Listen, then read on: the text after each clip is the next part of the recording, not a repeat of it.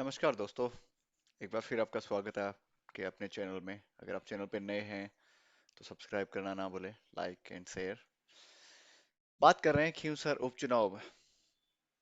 देखते हैं क्या कुछ होता है खींवसर की विधानसभा उपचुनाव में। राजस्थान की 7 सीटों पर 13 नवंबर को विधानसभा उपचुनाव के लिए मतदान होना है। इसके लिए प्रचार अभियान जोरों शोरों से चल रहा है।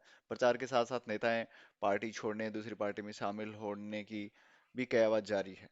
राजस्थान की जिन 7 सीटों पर उपचुनाव होना है उनमें नागौर जिले की खींवसर विधानसभा सीट सबसे चर्चित। खींवसर विधानसभा सीट राष्ट्रीय लोकतांत्रिक पार्टी के मुखिया हनुमान बेनीवाल का गढ़ माना जाता है।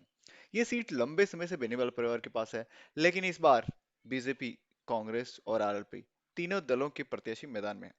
इस बीच खींवसर के रण को जीतने के लिए सभी राजनीतिक दल अपने अपने पाले में स्थानीय नेताओं को जोड़ने का सिलसिला भी जारी रखा है।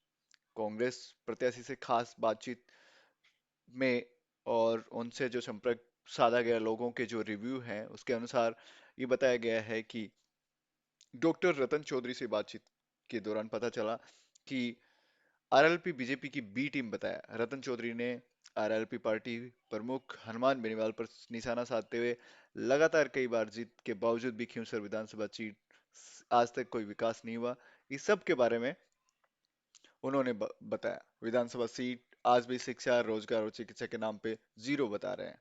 वहीं बेनीवाल जो है उनको अपने ही चेले से मिली है चुनौती। खींवसर सीट की अगर हम बात करें, सांसद हनुमान बेनीवाल के लिए प्रतिष्ठा का प्रश्न है। भाजपा और कांग्रेस बेनीवाल को उन्हीं के मैदान में पटकनी दे सकते हैं। नवंबर माह में हुए विधानसभा चुनाव में बेनीवाल ने अपने ही चेले रेवताराम डांगा से कड़ा मुकाबला झेलना पड़ा था। तब भाजपा ने डांगा से बेनीवाल मात्र 2059 मतों से अंतर से ही जीत पाए थे। अब फिर विधानसभा चुनाव में अपनी पत्नी और रेवतराम डांगा के बीच में सीधी टक्कर मिल रही है। ऐसे में अब बेनीवाल की प्रतिष्ठा पर दाव है। ऐसे में आरएलपी और बीजेपी की टक्कर में कांग्रेस को फायदा मिल सकता है।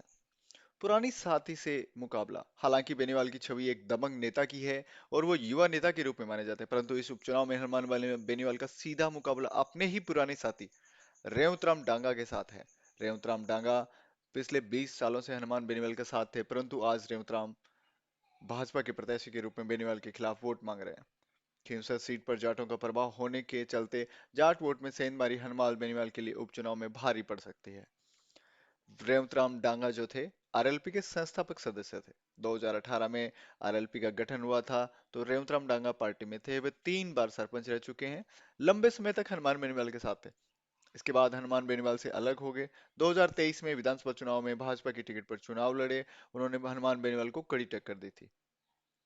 अब अगर बात करें, त्रिकोणीय मुकाबले में फंसी है ये सीट। खींवसर विधानसभा की उपचुनाव की ये जो सीट है, त्रिकोणीय मुकाबले के बीच में फंस गई है। अगर हम बात करें तो आरएलपी अपने अस्तित्व के लिए लड़ रही है और बीजेपी गवर्नमेंट होते हुए, सरकार होते हुए वो अपनी सीट जीतना चाहती है। वहीं कांग्रेस जो है हमेशा की तरह उपचुनाव में हमेशा वो लगभग विजयी रही है, तो वो भी चाहती है कि इस बार जो है सीट जीते। खींवसर की सीट को आरएलपी का राजधानी कहा जाता है। चर्चा है कि बेनीवाल इस सीट को हारते नहीं है तो उनकी पार्टी का अस्तित्व खतरे में पड़ जाएगा। आरएलपी से वर्तमान में सिर्फ हनुमान बेनीवाल ही एकमात्र सांसद है।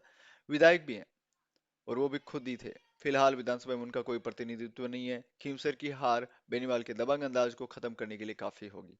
बेनीवाल इस विषय की गंभीरता को समझते हुए अपनी पत्नी कनिका बेनीवाल को टिकट पर देकर मैदान उतारा है। संदेश देने का प्रयास किया है कि विधायक भी वो ही होंगे, उनका जुड़ाव जनता से रहेगा।